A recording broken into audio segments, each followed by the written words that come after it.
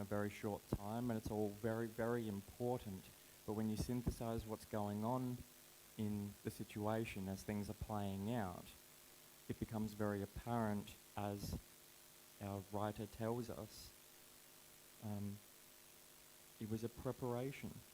It was intended that she would save this perfume for the day of my burial, to prepare me for this to eventuate.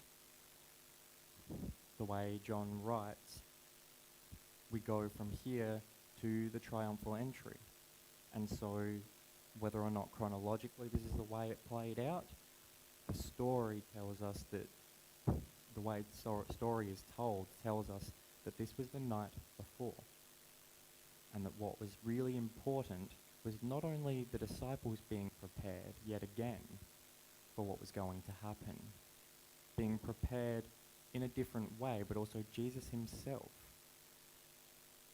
That there were things that needed to take place for him to be properly prepared. That this event reminds us of this. That Jesus himself tried to communicate the importance and a means of being prepared.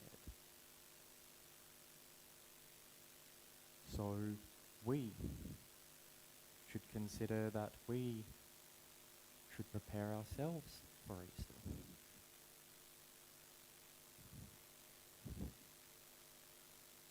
It's interesting to think that in this time and in this culture that they are headed toward the same feast that has been done for a very, very, very long time. And Jesus doesn't change it. Instead, what he does is reinterpret it. The same thing happens. But it's reinterpreted, it's re-understood in a different way. There's new significance. The new covenant doesn't even seem to replace the old. It's a continuation with new life.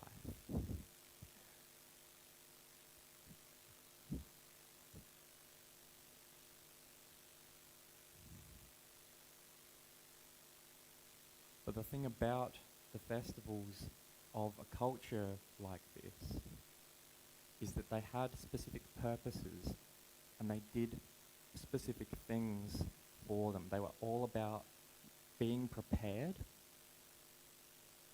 and there was a deep, deep sense of being able to remember a great number of things and a great depth to actually re-participate in some way in what is both a sort of horrible and wonderful thing in the Passover event. That what happens is you eat as they did. And you tell the story. It's very dramatic and it's set out in a particular way. The youngest child in a family is instructed to ask certain questions. Manish Tana. What makes tonight different than any other night? What is it that makes things different? And particularly that question is designed really to ask, but in a particular way, why are we doing this? Why have we prepared for this? And why are we continuing to prepare and participate in this way?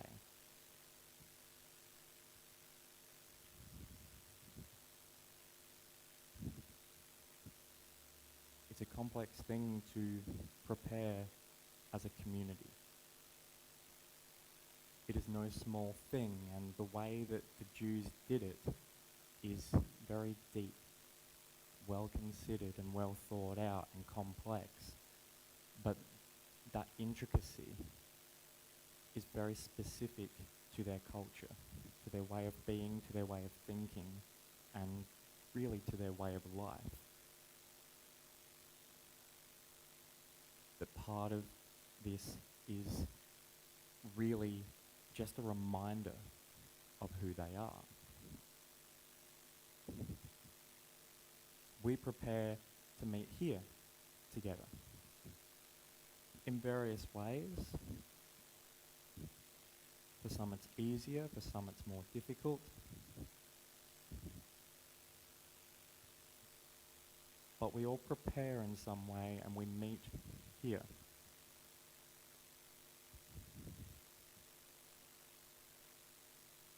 The question is how?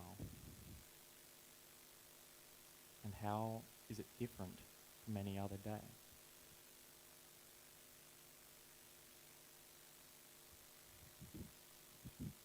When we consider travel, a lot of preparation goes into it. A lot of thought. If you want it to go well, even a short-term trip, particularly a short-term trip, is difficult because you don't want to take too much with you because it's unnecessary. And so you want to be prepared, and as prepared as you can be, but without taking too much, so it's not too much to deal with. And yet you've got all these different things to consider. The very difference itself, the fact that you won't be where you usually are. And so you have to prepare for being in a different place, to be ready to deal with not being as comfortable as you usually are. You have to prepare for climate, or at least the kind of weather you're expecting. And of course, the purpose for travel really determines how you prepare. That'll decide whether or not you pack scuba gear or your business suit and your papers. And have everything ready to go for that big, important conference. Or I guess it depends how seriously you're taking your business conference, doesn't it? But you get the idea. The purpose really does determine what you do, how you prepare for something like that. And as we think about preparing,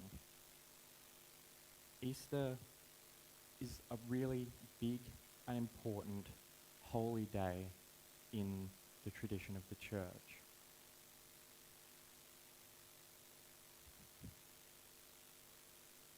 It's a really big festival as well.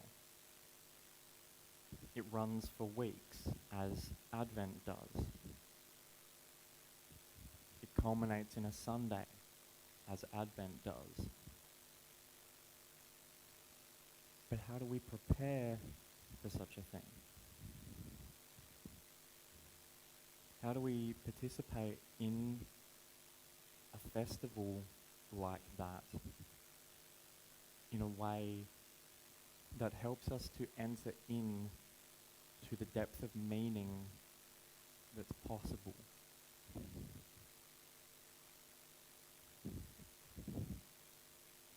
Jewish festivals seem to have an immeasurable amount of depth in them, but what we can really tell from them is that one of their big purposes is to unite the community, to bring everyone together for a purpose,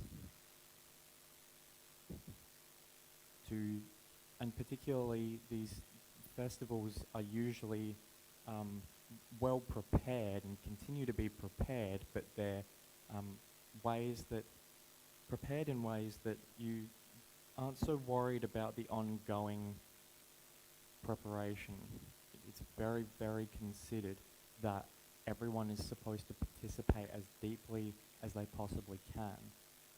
And so it's an attempt to unite the community to themselves, to one another, to then be focused on orienting them toward God. Passover, of course, is an excellent example of this. It is the remembrance of what God did. throughout the Old Testament, he, even after having revealed his personal name to them, even after having communicated with them in various ways and revealed things about himself, he regularly calls himself the God who brought you up out of Israel. He doesn't locate himself in his holiness, his amazingness.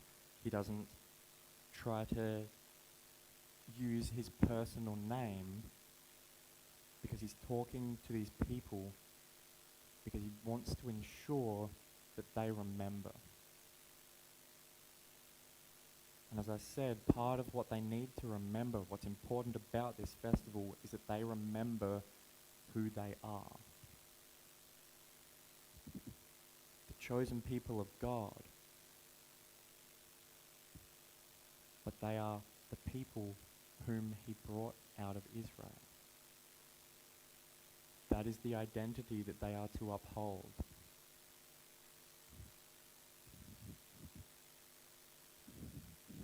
Easter is an opportunity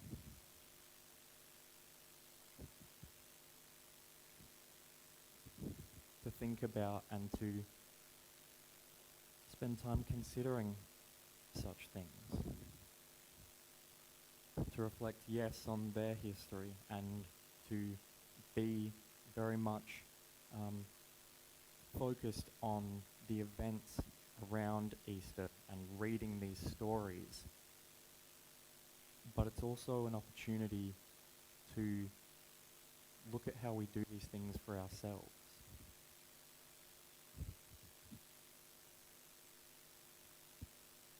I remember preparing for Easter as a kid and just how simple that is. Not particularly a lot to think about. It's really just overwhelming excitement. It's going to be chocolate. It's going to be egg-shaped. There's going to be chocolate. And even preparing to go away at times as a family. And so these associations come up for me with Easter and travel, but it's not something that I value as much anymore. But what occurred to me in thinking about that was that we learn how to prepare from others. And that's really important, I think, that we actually learn from those around us how to prepare for something, what's important and what's not. Because it's such a complex thing to do, to prepare for something and to prepare for it well. And those who prepare well for something are really the difference between someone who's good at doing something and someone who struggles a lot. Someone who knows how to be ready for something is immeasurably valuable because you don't have to worry so much. There's all kinds of possibilities of things that happen, and then there are these people who have just done it a bunch of times, and those things aren't worth worrying about. This is what we need to focus on. We take care of that, everything will be fine. It's what it's like traveling as a kid.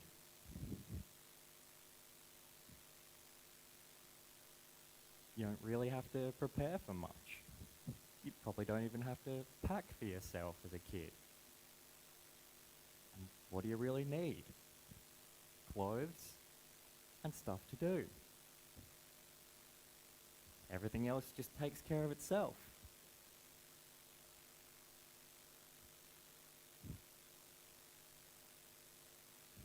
I don't really remember the details of preparing to go, preparing to do something.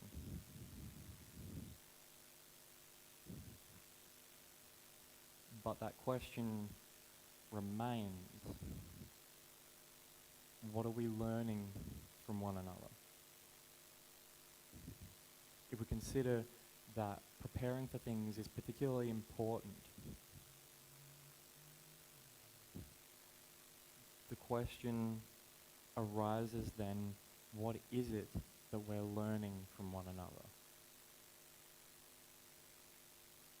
Particularly when it comes to preparing for things, being ready, deciding what's important. How do we know what each other values? How do we know what we're to prepare for?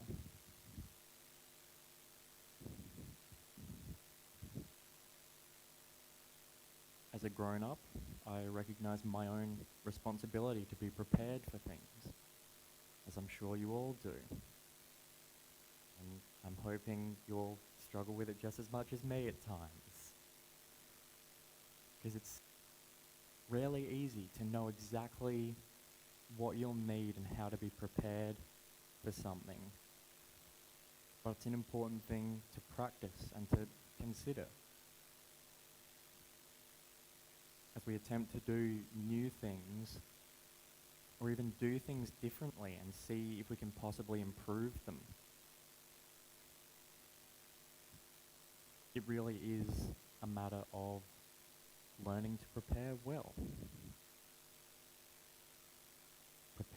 Learning from ourselves, thinking what we could possibly do better, but also asking other people how they prepare. And particularly perhaps even people who know us relatively well, how we could potentially prepare better.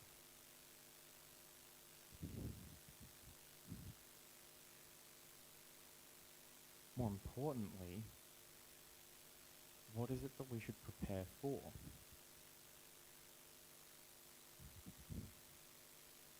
Because when we know where we're aiming, that's how we know how to prepare.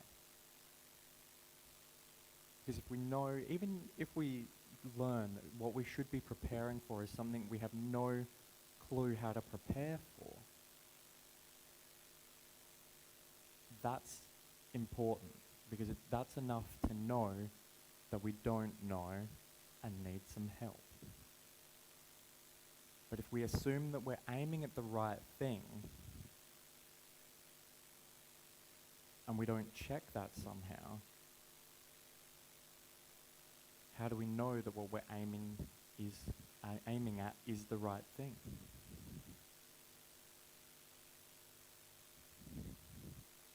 Something else that occurred to me is that it's very easy not to prepare well for simple things.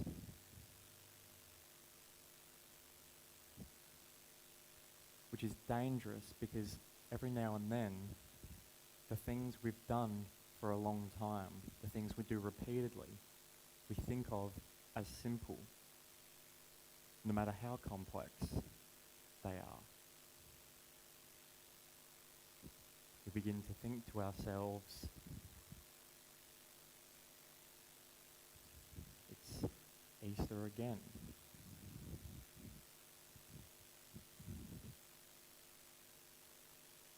How many times have we done Easter? It went fine last time. It'll go okay this time.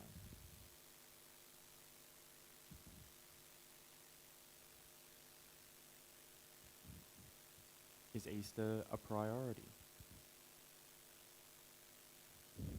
Is it something we want to be prepared for? Is it something that we think we need to be prepared for as a community? And that is a real question, by the way. Perhaps it's not as important as the Jews seem to make it. Perhaps being individually prepared is a better way of doing things. It's just that the Bible seems to take this fairly seriously.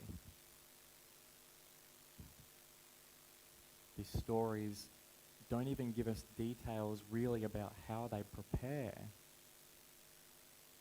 And yet these things happened, and so we have to realize that this is just something that they were living so deeply that it really was a part of who they were, even to set aside time to remember, to unite as a community, and to remember who they are, their identity, their communal identity as the people of God.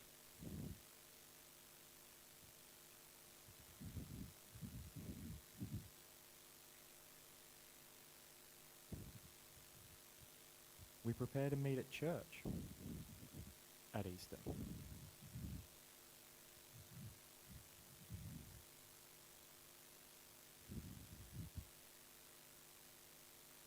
And so the question then becomes, how is that different from any other Sunday?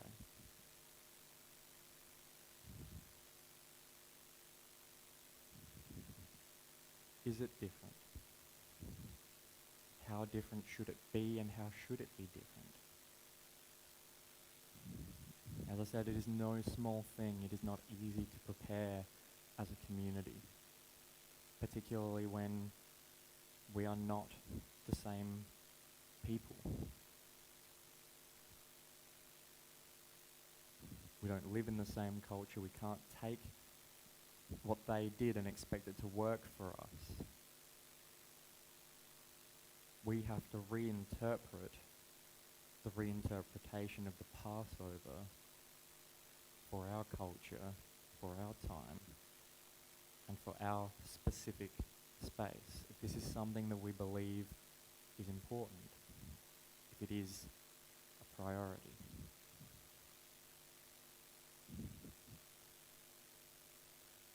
Perhaps we need to ask God to show us how to prepare for our time and our culture.